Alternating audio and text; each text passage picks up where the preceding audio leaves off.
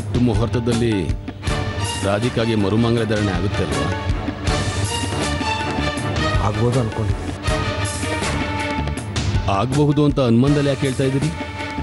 ಅಲ್ಲ, ನಿಮ್ಮನ್ನು ಕರೆಸಿದ್ದೇ ಮರುಮಂಗಲ ಧಾರಣೆ ನಡೆಯೋಕೆ. ನೋಡಿ,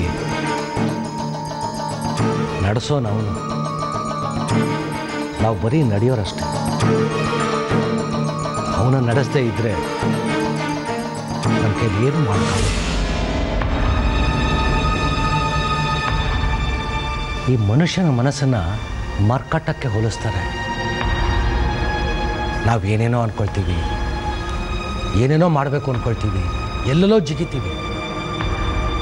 ಕಡೆಗೆ ಅವನು ಕಡವಾಣ ಹಾಕಿದಾಗಲೇ ನಮಗೆ ಅರ್ಥ ಆಗೋದು ನಾವೆಲ್ಲಿದ್ದೀವಿ, ಏನು ಮಾಡಬೇಕು, ಹೇಗೆ ನಡ್ಕೊಳ್ಬೇಕು ಅಂತ ಅಲ್ವಾ?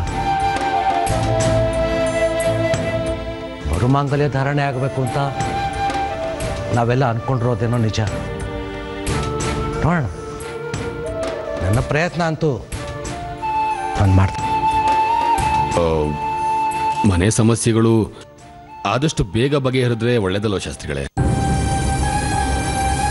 ಪಾಪ ವಿಶ್ವಗೆ ನೆಮ್ಮದಿನೇ ಇಲ್ಲ.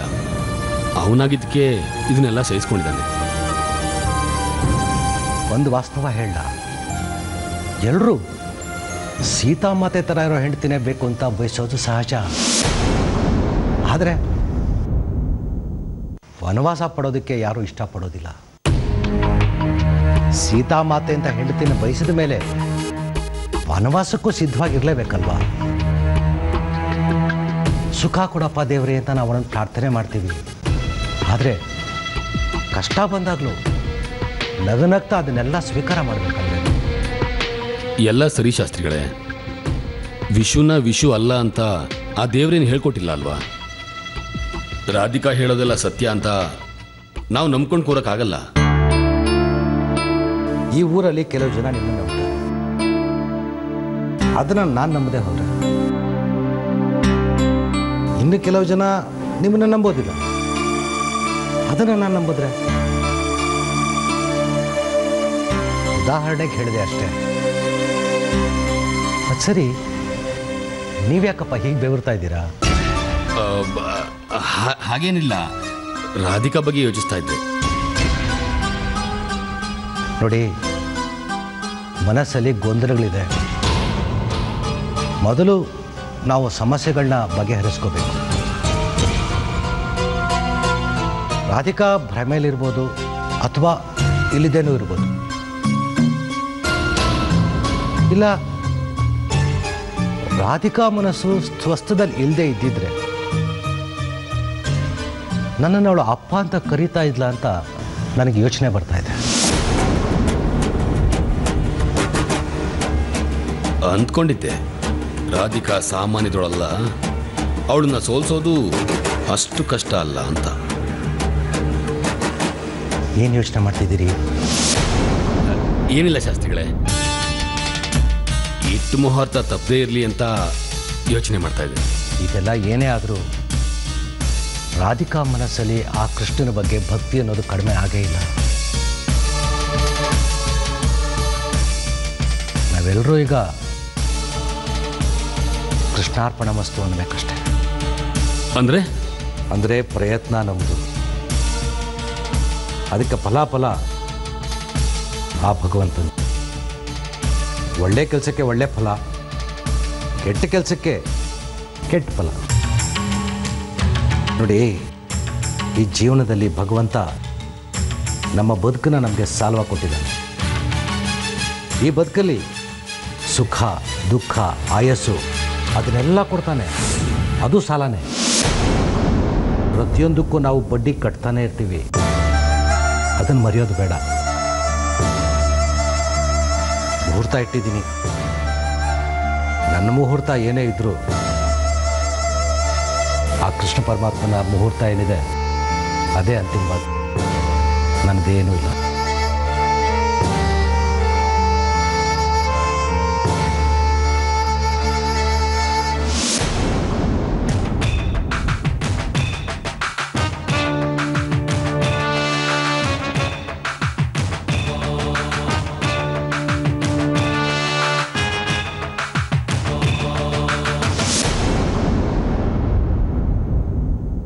ತಪ್ಪು ಮಾಡಿಬಿಟ್ಟೆ ನೀನು. ಜೇನುಹುಳುಗಳು ಜೇನುಗೂಡಿನಲ್ಲಿದ್ದಾಗ ಜೇನುಗೂಡಿಗೆ ನಾವು ಯಾವತ್ತೂ ಕೈ ಹಾಕಬಾರ್ದು. ಜೇನು ಕೈಗೆ ಮೆತ್ಕೊಳ್ಳುತ್ತೆ, ಆದರೆ ಕಚ್ಚಿರೋ ನೋವಿರುತ್ತೆ, ಸಿಹಿ ಅನುಭವಿಸೋಕ್ಕಾಗಲ್ಲ ಕಣೋ. ಲಿಂಕ್ ಇಲ್ಲದೆ ಮಾತಾಡಬೇಡಿ, ನನಗೆ ಅರ್ಥ ಆಗಲ್ಲ. ಫಲಿತಾಂಶ ಶಾಶ್ವತವಾಗಿರಬೇಕು, ಗೆಲುವು ಕಹಿಗಳನ್ನು ಮರೆಸೋ ಹಾಗಾಗಬೇಕು. ಇದೇ ನನ್ನ ಮಾತಿನ ಅರ್ಥ. ಈಗ ನಾನೇನು ಮಾಡಿದೆ ಅಂತ ಈ ರೀತಿ ಮಾತಾಡ್ತಾ ಇದ್ದೀರಾ? ಪಟ್ಟ ಹೋಗಿದ್ರೆ ಹೋಗಿರೋದು ಕಣೋ, ಅದನ್ನ ಮೀರಿದ ಲಾಭ ಇದೆಯಲ್ವಾ, ಅದ್ರ ಬಗ್ಗೆ ನಾವು ಯೋಚನೆ ಮಾಡಬೇಕಲ್ವಾ? ಡ್ಯಾಡ್, ಕ್ಯಾಪ್ಟನ್ ಆಗಿದ್ರೆ ಮಾತ್ರ ಟ್ರೋಫಿನ ಎತ್ತಿಡಿಯೋದಕ್ಕೆ ಸಾಧ್ಯ ಆಗಲ್ಲ. ಎಕ್ಸ್ಟ್ರಾ ಪ್ಲೇಯರ್ ಆದರೆ ಸಾಧ್ಯ ಆಗಲ್ಲ. ಅಧಿಕಾರ ಕೈಗೆ ಬಂದರೆ ಎಲ್ಲ ದಕ್ಕದಾಗೆ ಅನ್ಕೊಂಡೆ. ಈಗ ನೋಡಿದ್ರೆ ಪೀಠ ಖಾಲಿ ಹೊಡಿತಿದೆ. ಆದರೆ ನಾವು ಯಾರನ್ನ ಮನೆಯಿಂದ ಆಚೆ ಹಾಕಬೇಕು ಅಂತ ಪ್ಲಾನ್ ಮಾಡಿದ್ವೋ, ನೀನು ಮಾಡಿರೋ ಎಡವಟ್ಟಿನಿಂದ ಅವರು ಪರ್ಮನೆಂಟ್ ಆಗಿ ಇದೇ ಮನೆಯಲ್ಲಿ ಉಳಿಯೋ ಹಾಗಾಯ್ತು. ನಾವು ಏನೇ ಮಾಡಿದ್ರು ತುಂಬ ನಾಜೂಕಾಗಿ ಹ್ಯಾಂಡಲ್ ಮಾಡ್ಬೇಕಣೋ. ಈಗ ನೋಡು, ನನ್ನನ್ನು ಎಂಥ ಸ್ಥಿತಿ ತಂದು ನಿಲ್ಲಿಸ್ಬಿಟ್ಟೆ ನೀನು.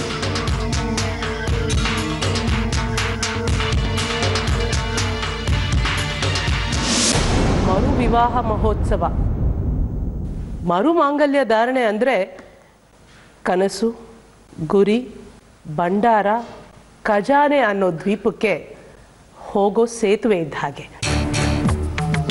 ಮರು ಮಾಂಗಲ್ಯ ನೋಡೋರ ಕಣ್ಣಿಗೆ ಪವಿತ್ರವಾದ ಮಾಂಗಲ್ಯದ ಸರ, ಆದರೆ ನಮಗೆ ರಾಧಿಕಾ ಕತ್ ಹಿಸ್ಕೋ ನೇಣು ಕುಳಿಕೆ. ಜೈಲ್ಗಳಲ್ಲಿ ಗಲ್ಲಿಗೇರ್ಸೋರ ಹುದ್ದೆ ಖಾಲಿ ಇದೆಯಂತೆ. ಎಲ್ಲ ಜೈಲ್ಗಳಲ್ಲೂ ಗಲ್ಲಿಗೇರ್ಸೋರು ಬೇಕು ಅಂತ ಬೋರ್ಡ್ ನೇತಾಕಿದಾರಂತೆ. ಹೋಗ್ತೀರಾ? ಸೇರಿಸ್ಲಾ?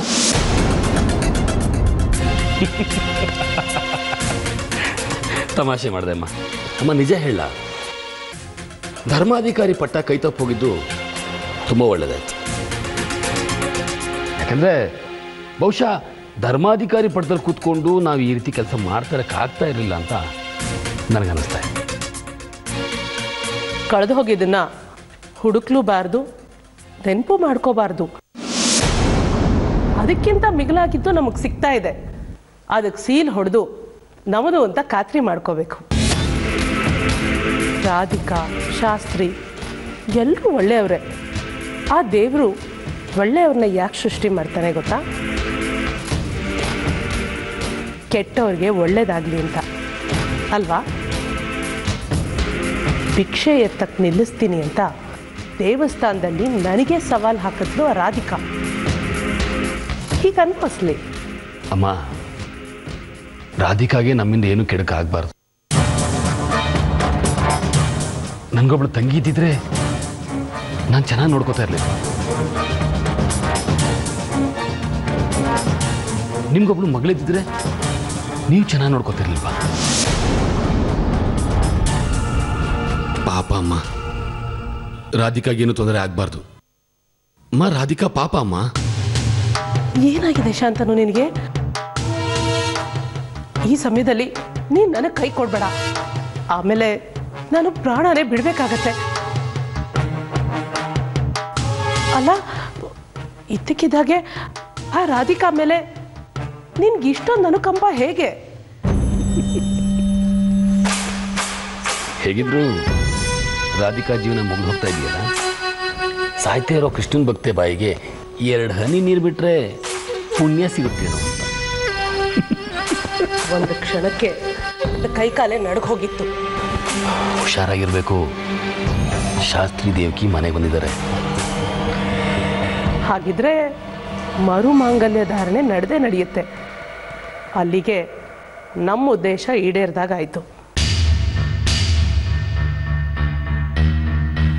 ರಾಧಿಕಾ ಈಗ ಸರಿಯಾಗಿ ಸಿಕ್ಕಾಕೊಂಡಿದ್ದಾಳೆ. ಅವಳು ಮರು ಮಾಂಗಲ್ಯ ಧಾರಣೆನ ಧಿಕ್ಕರಿಸಿದ್ರೆ ಎಲ್ಲರ ದೃಷ್ಟಿನಲ್ಲೂ ಬೇಡವಾಗ್ತಾಳೆ,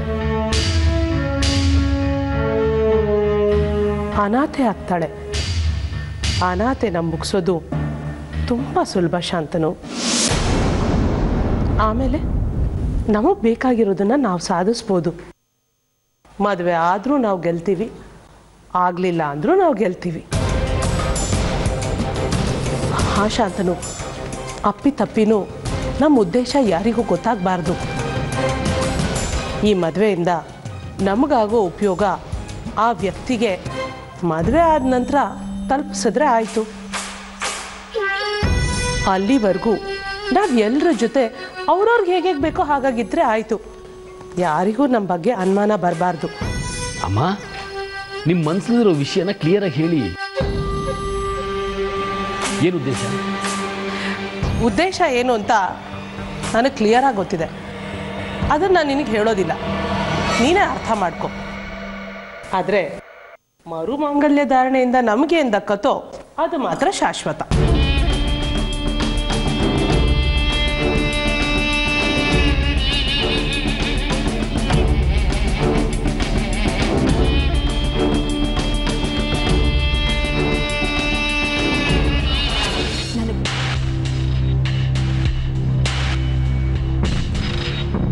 ರಾಧಿಕಾ, ಭಗವಂತ ಆಡಿಸೋದ್ರಲ್ಲಿ ಆಟ ಆಡೋದಷ್ಟೇ ನಮ್ಮ ಕೆಲಸ. ಅವನು ನಮ್ಮನ್ನು ಆಟಕ್ಕೆ ಇಟ್ಕೋತಾನೆ, ಅದರ ಲೆಕ್ಕಕ್ಕೆ ಇಟ್ಕೊಳ್ಳಲ್ಲ. ಬಾವಾ, ಯಾವ ಮಟ್ಟಕ್ಕೆ ತಲುಪಿದ್ದೀನಿ ಅಂದರೆ ದೇವ್ರು ಎಲ್ಲಿ ಸಿಗ್ತಾನೆ ಅಂತ ಹುಡುಕ್ತಾ ಇದ್ದೀನಿ. ಯಾಕೆ ಗೊತ್ತಾ ಬಾವಾ, ದೇವರು ಯಾವ ರೂಪದಲ್ಲಿ ಬರ್ತಾನೆ ಅಂತ ಹೇಳೋದಕ್ಕಾಗಲ್ಲ. ಅವನು ಯಾವುದೋ ರೂಪದಲ್ಲಿ ಬರೋದು, ನಾನು ಗುರ್ತು ಹಿಡಿದೇ ಹೋಗೋದು, ಇವೆಲ್ಲ ಯಾಕೆ? ಅದಕ್ಕೆ ನನ್ನ ಹತ್ರ ಯಾರೇ ಬಂದರೂ ಅವರಲ್ಲಿ ದೇವ್ರಿದ್ದಾನ ಅಂತ ಹುಡ್ಕೋ ಪ್ರಯತ್ನ ಮಾಡ್ತೀನಿ. ಭಾವ, ಇದೊಂದು ಸಲ ನೀವು ದೇವ್ರಾಗ್ತೀರಾ, ನನಗೆ ಸಹಾಯ ಮಾಡ್ತೀರಾ? ನಾನಿದೇನು ಕೇಳಲ್ಲ, ನಿಮ್ಮ ಕೈ ಮುಗಿದು ಕೇಳ್ಕೊತೀನಿ, ಸಹಾಯ ಮಾಡಿ. ಏನು ಮಾಡ್ಬೇಕು ಹೇಳು? ನಿನ್ನ ಪರಿಸ್ಥಿತಿನ ನೋಡೋದಕ್ಕಾಗದೆ ಬಂದಿದ್ದೀನಿ. ಏನಾಗ್ತಿದೆ ಅಂತ ನನಗೂ ಅರ್ಥ ಆಗ್ತಿದೆ, ಆದರೆ ಕೆಲವು ವಿಚಾರಗಳು ನನ್ನನ್ನು ಕಟ್ಟಾಕ್ಬಿಟ್ಟಿದೆ. ನನಗೆ ಗೊತ್ತು ಬಾವಾ, ಇದಕ್ಕೆಲ್ಲ ಉತ್ತರ ಅಂದರೆ ನನ್ನ ವಿಷು ವಾಪಸ್ ಬರೋದು.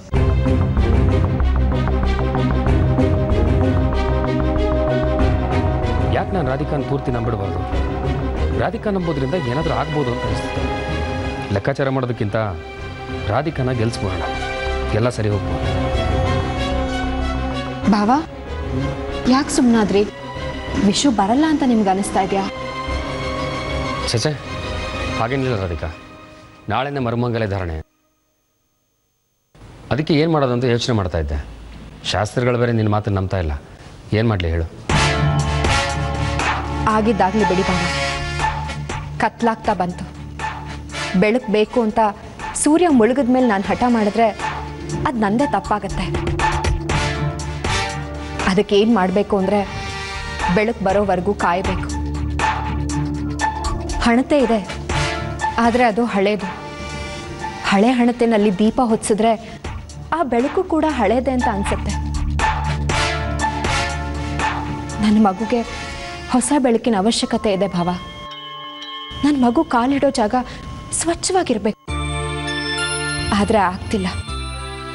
ಏನು ಮಾಡಲಿ? ರಾಧಿಕಾ, ವಿಷು ಬಂದೇ ಬರ್ತಾನೆ ಅನ್ನೋ ನಿನ್ನ ವಿಶ್ವಾಸ ಗೆದ್ಬಿಡ್ಲಿ ಬಿಡು.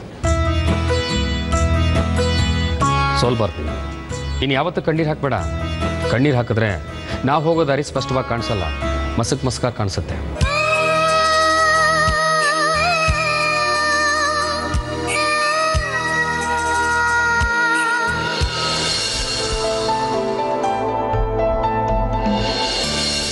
ಸರಿ ಸರಿ. ಪ್ರದೀಪ್, ಆಯ್ತು. ಪ್ರದೀಪ್, ಹಾಂ, ನಾಳೆಗೆ 5 ಜನ ಮುತ್ತೈದೆಯರು ಬೇಕು ಅಂತ ಹೇಳಿದ್ನಲ್ಲ, ಅವ್ರಿಗೆಲ್ಲ ಫೋನ್ ಮಾಡಾಯ್ತಪ್ಪ? ಆಯಿತು. ಸರಿ, ಅವ್ರಿಗೆ ಶುಕ್ರವಾರದ ಬಾಗಿಣದ ಪೂಜೆ ಅಂತ ಮಾತ್ರ ಹೇಳೋಣ. ಏನಾದರೂ ಮರುಮಾಂಗಲ್ಯ ಧಾರಣೆ ಅಂತ ಹೇಳಿದ್ರೆ ಬಾಯಿಗೆ ಬಂದಾಗೆಲ್ಲ ಮಾತಾಡ್ತಾರೆ. ಹಾಂ, ಅವ್ರಿಗೆ ಬಾಗಿಣಕ್ಕಿಡೋಕೆ ಎಲ್ಲ ಲಿಸ್ಟ್ ಬರ್ದಿಟ್ಟಿದ್ದೀನಿ, ಏನೇನು ತರಬೇಕು ಅಂತ. ಅದೆಲ್ಲ ತಗೊಂಬರೋದು ನಿನ್ನ ಜವಾಬ್ದಾರಿ. ಹಾಂ ದೊಡಮ್ಮ, ಈ ಕಾರ್ಯಕ್ರಮ ಮಾಡೋದ್ರಿಂದ ಉಪಯೋಗ ಇಲ್ಲ ಅಂತ ನನಗನ್ನಿಸ್ತಿದೆ. ನೀವು ಒಂದ್ಸಲ ಯೋಚನೆ ಮಾಡಿ. ಮಗ ಅನ್ನೋ ಸಲಿಗೆಯಿಂದ ಕೆಲಸ ಹೇಳ್ತಾ ಇದ್ದೀನಿ. ನಿನಗಾದ್ರೆ ಮಾಡು, ಇಲ್ಲ ಅಂದ್ರೆ ರಾಜುಗೆ ಹೇಳ್ತೀನಿ. ಅಲ್ಲ ಪ್ರದೀಪ್, ಈ ಮದುವೆ ಮಾಡಿಸೋದ್ರಿಂದ ನನಗೇನು ಕಿರೀಟ ಬರೋದಿಲ್ಲ. ಮನೆಗೆ ಒಳ್ಳೇದಾಗ್ಲಿ, ಮನೆತನಕ್ಕೆ ಒಳ್ಳೇದಾಗ್ಲಿ ಅಂತಾನೆ ಮಾಡಿಸ್ತಾ ಇರೋದು. ನಾಳೆನೆ ಮರುಮಾಂಗಲ್ಯ ಧಾರಣೆ ಇರೋದು. ಇನ್ನ 24 ಗಂಟೆ ಇದೆ ಅಷ್ಟೇ. ಎಲ್ಲಾ ಕೆಲಸನೂ ಬೇಗ ಬೇಗ ಆಗ್ಬೇಕು. ಮೊದಲು ಹೇಳಿರೋ ಕೆಲಸ ಮಾಡು. ಸುಜಾತ, ಬಾಗಿಣಕ್ಕಿಡೋಕೆ ಏನೇನ್ ತರಬೇಕೋ ಅದೆಲ್ಲ ಪ್ರದೀಪ್ ಹೇಳಿದಿರಿ. ಅವ್ನು ತಂದ ತಕ್ಷಣ ಅದೆಲ್ಲ ರೆಡಿ ಮಾಡಿಟ್ಬಿಡು, ಆಯ್ತಾ? ಹಾ, ಸೀರೆ ಇಡೋದನ್ನ ಮರಿಬೇಡ. ಅತ್ತೆ, ರೇಷ್ಮೆ ಸೀರೆನಾ, ಇಟ್ಕಲ್ ಸೀರೆನಾ, ಕಾಟನ್ ಸೀರೆನಾ? ಅದ್ರ ಬಗ್ಗೆ ನೀನ್ ಚಿಂತೆ ಮಾಡ್ಬೇಡ. ಕಬೋರ್ಡ್ ಅಲ್ಲಿ 5 ರೇಷ್ಮೆ ಸೀರೆ ಇಟ್ಟಿದ್ದೀನಿ, ಅದನ್ನ ತೆಗ್ದು ಅದ್ರಲ್ಲಿ ಇಡ್ಬೇಕು, ಅಷ್ಟೇ ಕೆಲಸ. ನಾನು ಯಾವ ಸೀರೆ ಉಡ್ಲಿ? ಯಾವ್ದೋ ಒಂದ್ ಸೀರೆ ಉಟ್ಕೋ ಸುಜಾತ, ಅದನ್ನು ನನ್ನ ಹತ್ರ ಕೇಳ್ಬೇಕಾ? ಅತ್ತೆ, ನನ್ನ ಸಂಸಾರದಲ್ಲೂ ಸಮಸ್ಯೆ ಇದೆ, ನನಗೂ ಮರ್ಮದುವೆ ಮಾಡ್ತೀರಾ? ಅಮ್ಮ ತಾಯಿ, ಮೊದ್ಲು ಹೇಳಿರೋ ಕೆಲಸ ಮಾಡು. ಆ ರಾಧಿಕನ್ ಸಮಸ್ಯೆ ತೀರಿದ್ರೆ ಎಲ್ಲ ಸರಿ ಹೋಗುತ್ತೆ. ಹೋಗು, ಕೆಲಸ ನೋಡೋಗು, ಹೋಗು. ವಿವೇಕ್, ಆಮೇಲೆ ಅಡ್ಗೆ ಭಟ್ರಿಗೆ ಫೋನ್ ಮಾಡಿದ್ಯಪ್ಪ? ಫೋನ್ ಮಾಡಿ ಹೇಳಿ ಆಗಿದೆಯಮ್ಮ. 25ರಿಂದ 30 ಜನಕ್ಕೆ ಅಡುಗೆ ವ್ಯವಸ್ಥೆ ಮಾಡ್ಕೊಂಡು ಬರ್ಬೇಕು. ಕರೆಕ್ಟ್ ಟೈಮ್ಗೆ ಅವ್ರು ಚೌಲ್ಟ್ರಿಗೆ ಬರ್ತಾರೆ. ಸರಿ, ಒಳ್ಳೆ ಕೆಲಸ. ಶಾರದಾ, ಶಾರದಾ, ದೇವ್ರ ಮನೆಯೆಲ್ಲ ರೆಡಿ ಆಯ್ತಾ? ಆಮೇಲೆ ಚೌಲ್ಟ್ರಿಗೆ ಅರೇಂಜ್ಮೆಂಟ್ ಮಾಡೋದಕ್ಕೆ ಹೇಳಿದ್ದೀನಿ. ವಿವೇಕು ಅಡುಗೆ ಅವ್ರಿಗೆ ಹೇಳಾಯ್ತು. ಆಮೇಲೆ ಸಂಜೆ ಶಾಸ್ತ್ರಕ್ಕೆಲ್ಲ ರೆಡಿ ಮಾಡ್ಕೊಂಡಾಯ್ತು. ಇನ್ನೇನಾದ್ರೂ ಮರ್ತಿದೀವಾ? ದೇವಸ್ಥಾನದಲ್ಲಿ ಅರ್ಚಕರಿಗೆ ಹೇಳಿದ್ಯಾ? ಹಾ, ಅರ್ಚಕರಿಗೂ ಹೇಳಾಯ್ತು. ಬಾಗಿಣಕ್ಕೂ ರೆಡಿ ಮಾಡ್ಕೊಂಡು ಹೇಳಾಯ್ತು. ಮತ್ತೆ ಇನ್ನೇನು? ಇನ್ನೇನಿಲ್ಲ, ಎಲ್ಲ ಆದ ಹಾಗೆ. ಸರಿ, ಹಾಗಾದ್ರೆ ಸಂಜೆ ಶಾಸ್ತ್ರಕ್ಕೆ ರೆಡಿ ಮಾಡ್ಕೊಂಡ್ರೆ ಸಾಕಲ್ವಾ? ಸರಿ, ನಾನು ರಾಧಿಕನ್ ರೆಡಿ ಮಾಡ್ಬಿಡ್ಲಾ? ಬೇಡಮ್ಮ, ಅದೊಂದು ಕೆಲಸ ನೀನು ಮಾಡಬೇಡ. ರಾಧಿಕನ್ ಯಾರು ರೆಡಿ ಮಾಡಬೇಕೋ ಅವರೇ ರೆಡಿ ಮಾಡಲಿ, ಸರಿನಾ? ಆಮೇಲೆ ಚೌಲ್ಟ್ರಿಗೆ ಏನೇನು ತೊಗೊಂಡು ಹೋಗ್ಬೇಕೋ ಅದೆಲ್ಲ ಸಾಮಾನು ಬಂದಿದೆ. ಅದೆಲ್ಲ ಎಷ್ಟೆಷ್ಟು ಏನೇನು ಅಂತ ನನಗೆ ಗೊತ್ತಿಲ್ಲ, ನೀನೇ ಬಂದು ನೋಡು ಬಾ.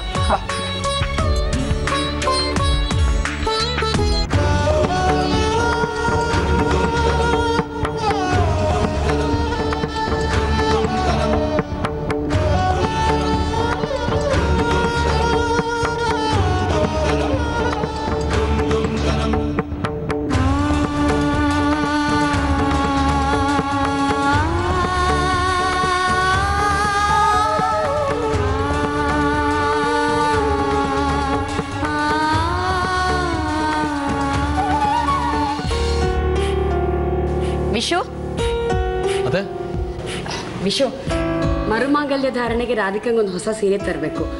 ಅವಳಿಗೆ ನೇರಳೆ ಬಣ್ಣ ಅಂದರೆ ತುಂಬ ಇಷ್ಟ ಅಲ್ವಾ? ಅದಕ್ಕೆ ಅದನ್ನೇ ತಗೊಂಡು ಬಾ. ನೀನೇ ತಂದು ಕೊಡ್ಬೇಕಂತೆ. ರಾಧಿಕಾ ಹಾಗೆ ಹೇಳಿದ್ಲಾ? ಅಂದರೆ ನಾನೇ ತರಬೇಕು ಅಂತ ರಾಧಿಕಾನೇ ಹೇಳಿದ್ಲಾ? ಹ್ಞೂ, ಮತ್ತೆ ಸುಮ್ಮನೆ ನಾನು ಯಾಕೆ ಹೇಳಿ ಹೇಳು? ಅದನ್ನೇ ತಗೊಂಡು ಬಾ.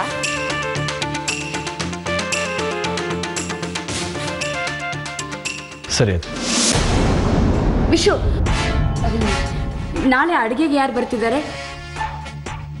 ರಾಧಿಕಂಗ್ ಕರ್ಜಿಕಾಯಿ ಅಂದರೆ ತುಂಬ ಇಷ್ಟ ಅಲ್ವಾ? ಅದನ್ನು ಮಾಡಿಸ್ಬೇಕಾಗಿತ್ತು, ಅದಕ್ಕೆ.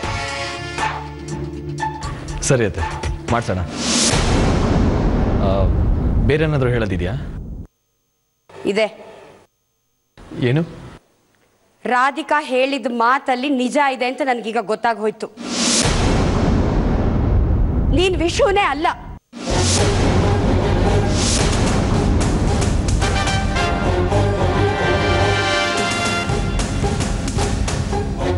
ಅತ್ತೆ, ರಾಧಿಕನ್ಗೆ ನೇರಳೆ ಬಣ್ಣ ಅಂದ್ರೆ ಆಗೋದೇ ಇಲ್ಲ. ಕರ್ಜಿಕಾಯಿ ಅಂದ್ರೆ ಮಾರ್ ದೂರ ಓಡ್ ಹೋಗ್ತಾಳೆ.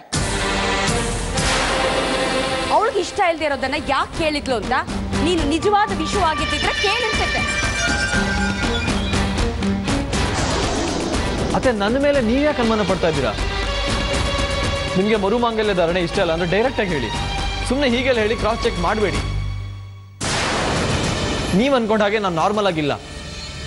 ಬೆಟ್ಟದ ಮೇಲಿಂದ ಬಿದ್ದು ನನ್ನ ತಲೆಗೆ ಏಟಾಗಿದೆ. ಕೆಲವೊಂದು ವಿಷಯಗಳು ನೆನಪಿದೆ, ಎಷ್ಟೋ ವಿಷಯಗಳು ನೆನಪಿಲ್ಲ. ಆದ್ರೆ ರಾಧಿಕಾ ಹೇಳೋ ಮಾತಲ್ಲಿ ನಿಜ ಇದೆ ಅಂತ ನನಗೆ ಅನ್ಸಕ್ ಶುರುವಾಗಿದೆ. ನಿಜ ಹೇಳು, ಯಾರು ನೀನು?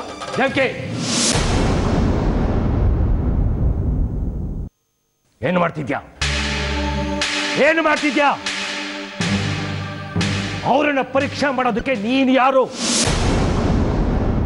ಅವ್ರ ಬಗ್ಗೆ ಸತ್ಯಾಸತ್ಯತೆ ತಿಳ್ಕೊ ಅಂತ ನಿನಗೆ ಯಾರು ಹೇಳಿದ್ರು? ಸಾಮಾನ್ಯ ಜ್ಞಾನ ಬೇಡವಾ ನಿನಗೆ? ಅವರು ನನ್ನ ಅಳಿಯೋದು, ಆ ನಂಬಿಕೆ ನನಗಿದೆ. ಒಬ್ಬ ವ್ಯಕ್ತಿ ಹಾಕೊಂಡ್ರ ಬಟ್ಟೆನಲ್ಲಿ, ಅವನ ಬಣ್ಣದಲ್ಲಿ, ಅವನು ತಿಂಡಿ ತಿಂದು ಜೀರ್ಣ ಆಗಿರೋ ವಸ್ತುನಲ್ಲಿ ಒಬ್ಬ ಮನುಷ್ಯನ ವ್ಯಕ್ತಿನ ಅಳತೆ ಮಾಡಕ್ಕಾಗಲ್ಲ. ಅಳತೆ ಮಾಡಿಕೊಡ್ದು. ಎಷ್ಟು ದುರಹಂಕಾರ ನಿಂಗೆ! ನಡಿ ನಡಿ ಆಚೆ, ನಡಿ.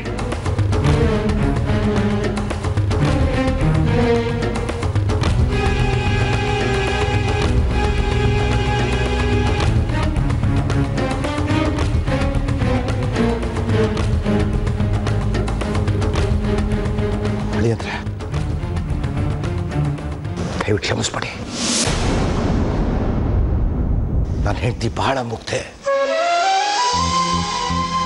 ಏನೋ ಮಾತಾಡ್ಬಿಟ್ಲು. ತಿಳಿದೋ